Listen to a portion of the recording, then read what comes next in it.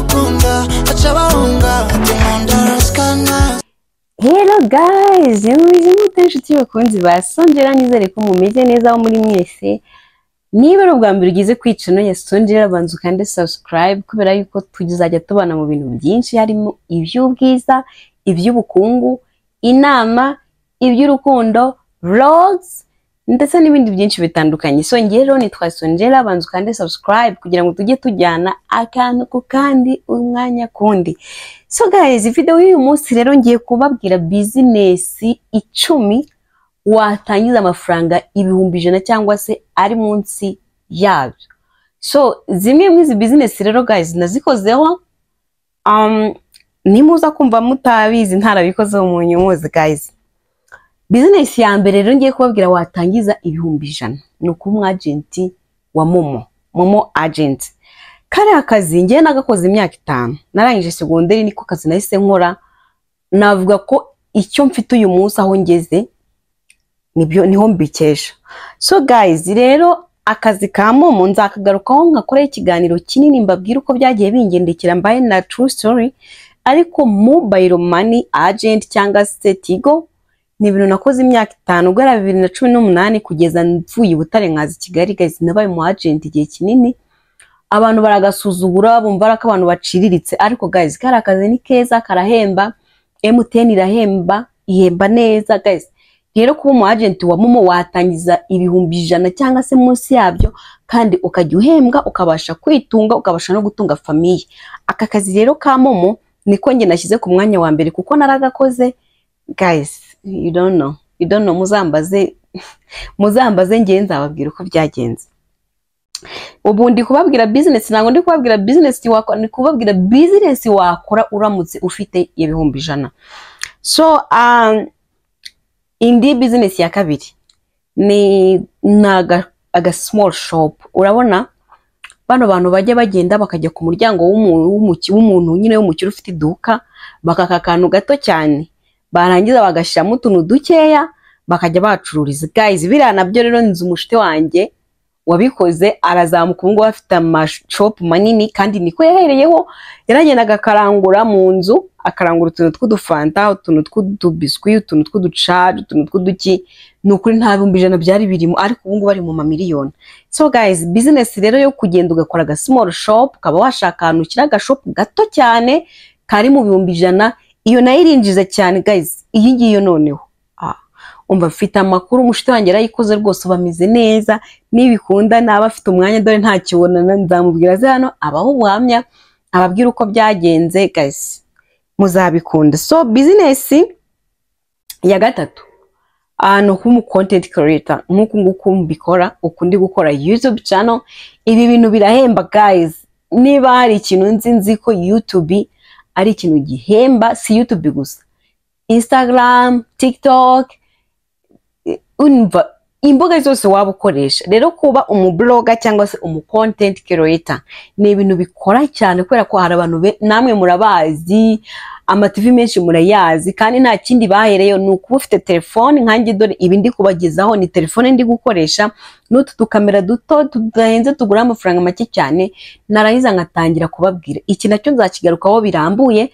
Njya mbona abantu benshi bambwira Songera how to be monetize, how to create channel, how to do what and what. Nzabigarukaho mbabwira ibikoresho mu content creator agomba kuba afite kugira ngo utangire content, kugira ngo utangire gukora content. Rero kuba umu content creator cyangwa se umu blogger cyangwa se mu entertainment ni ibintu byoroshye cyane, kandi wabitangiza amafaranga ari munsi y'1,100 kuko murabizi smartphone wayibona idahenze kandi imeze neza. N'utu tu micro utanadufite urakora, warangiza ugashaka ibyo utangira gukora. Wakora content zo guteka, wakora ama vlog, wakora ibiganiro ukajya utumira abantu, wakora makeup ukajya werekana abantu ibintu by'ubwiza. Rero ko mu content creator nabyo ni business watangiza 1,100 kandi ukabona amafaranga menshi. Ntago nabisuramo, abakize murabizi namwe. Indi business rero ya kane ni kuba umwarimu wa online, ukaza ugafungura ishuri online, ukaba twenda ngiye nigisha abantu igifaransa, nigisha abantu igiswahili, nigisha abantu ikilatini, nigisha abantu igishinwa. None abantu bakajya bakwishyura bagakurikirana ya masomo yawe online ukabigisha. Iyi ngiyo nyine bisaba ko uba warayize icyo kintu nyine bisaba ko warakizi. Iyi ngiyi nayo ni business watangiza munsi y'100 kuko ni telefone, ubundi rero ugatangira gukora business. Business ya gatanu guys ni ubucuruzi bw'inkoko. Ni ukorora inkoko. Iyi business ndakeka inkoko ibigura amafaranga 3,000 5,000, watangiza nk'ibihumbi 50 cyangwa se 100, ukagenda ukashaka ahantu wororera inkoko. Inkoko guys zirororoka. Ndibuka ndi umwana ndi mutoya nigeze norora inkoko, gusa ntago byamire kuko nari muto, narayoroyesha umva agahinda karanyishe. Noroye inkoko narayikundaga, ari nka besto wanjye. Noneho ikagitera nkajya njyana kuyibanguriza, ikagitera igatera amagi nkanga kuyarya nkayabika ngazavamwe abana. Sha sinzi ukuntu byagenze, ya nkoko irapfa, yapfuye iri kurarira, hasigaye iminsi mike ngo imene. Imaze gupfa ndavuga uti reka mfata ya magi nyegereza umuriro azaguma ashyushye, ubundi twana tuzimene tuvemo. Yo nayo yegereje umuriro arashya nyine n'utwana dupfiramo guys. Ariko nyine ntago mbabwiye kugira ngo umucike intege. Umushinga w'inkoko mwino minsi ni uri gukiza abantu. Hari inkoko ziriya zitari inyarwanda, ziriya nkoko zirororoka vuba kandi ziragurwa. Icyo usabwa no gushaka amasoko gusa, ubundi ukayorora mbanza nta n'ibyumweru niba atari amezi. Ubundi rero umushinga w'inkoko rwose ukagukiza, ubundi tukajya tukubona uri umuherwe. Indi business ya gatandatu ni makeup. Ni ibintu bya makeup n'ibintu byo gusuka guys.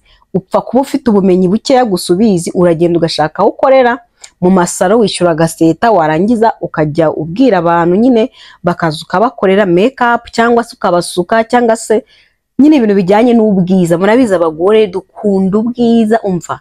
Ego nanjye nkunda ubwiza byatari, mbona nshaka kuba mwiza.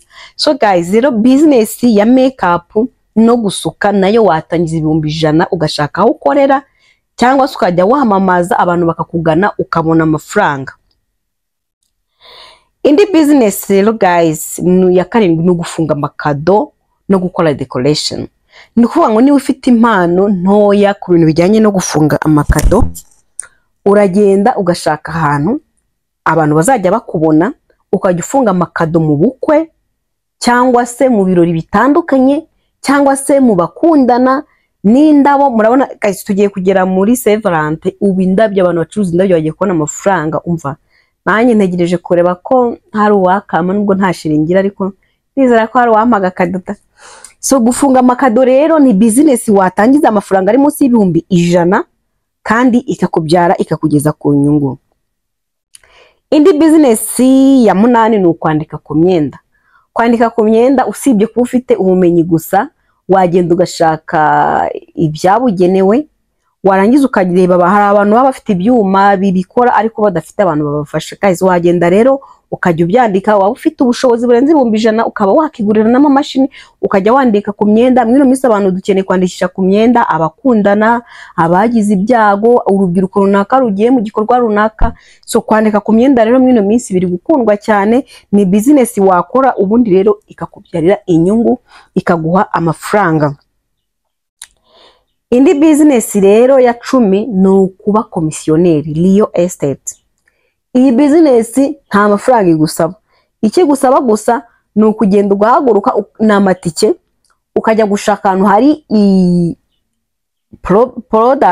property, niba ari amazu akodeshwa ukajya kumenya ayo mazu akodeshwa, ukareba n'uburyo wayashakira abayakodesha cyangwa se abayagura mu gihe aragurishwa.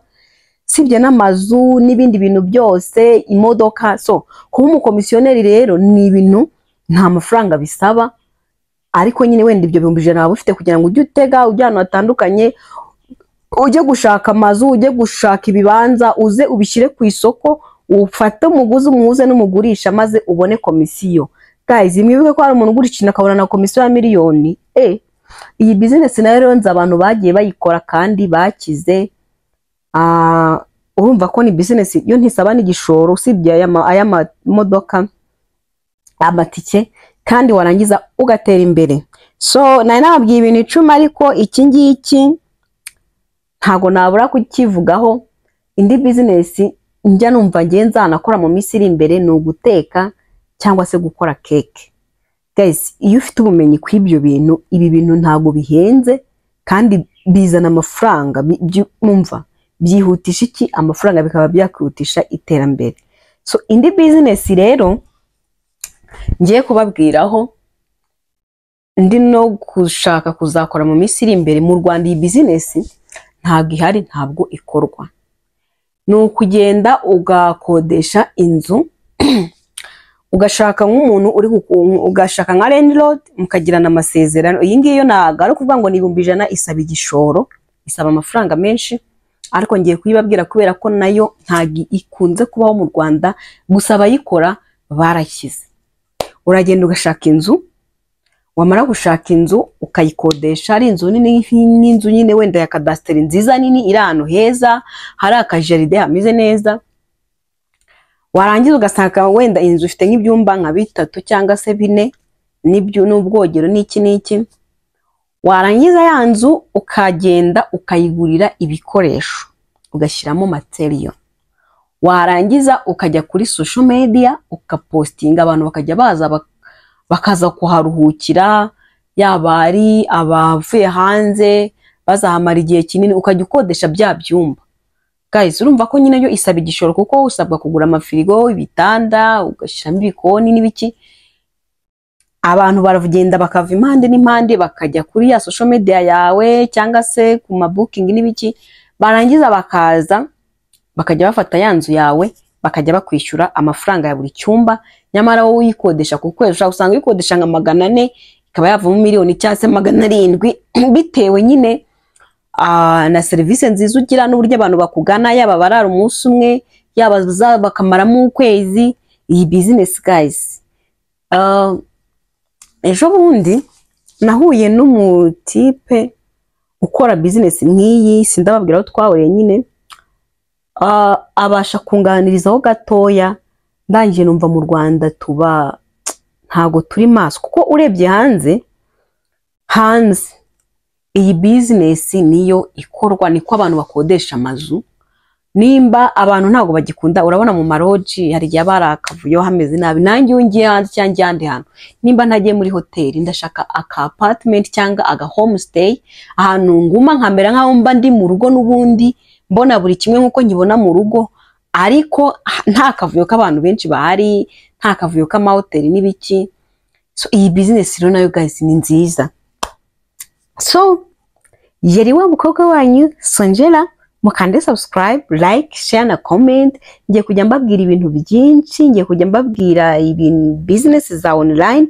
Mu kiganiro cyanjye gikurikira nzababwira business za online, abantu bakora trading, abantu bakora ibintu by'ama cryptocurrency, ani ibintu nyine birimo risk, ariko nzababwiraho gake uburyo bigenda n'uburyo watangirana nabyo, maze ukajya ubona amafaranga, ukaba umukire, ukubaka ama etage, ukajya utembera ibihugu, nk'ugenda mu ndege, nk'ugenda muri taxis hano iwacu, ndetse ukaba wazanagera kuri byinshi cyane abandi batabashije kugeraho. So guys, subscribe kuri channel ya Sonjera. I love you. Nyanda made it.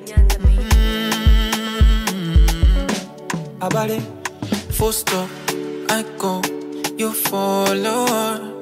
My love, my garden of my lure.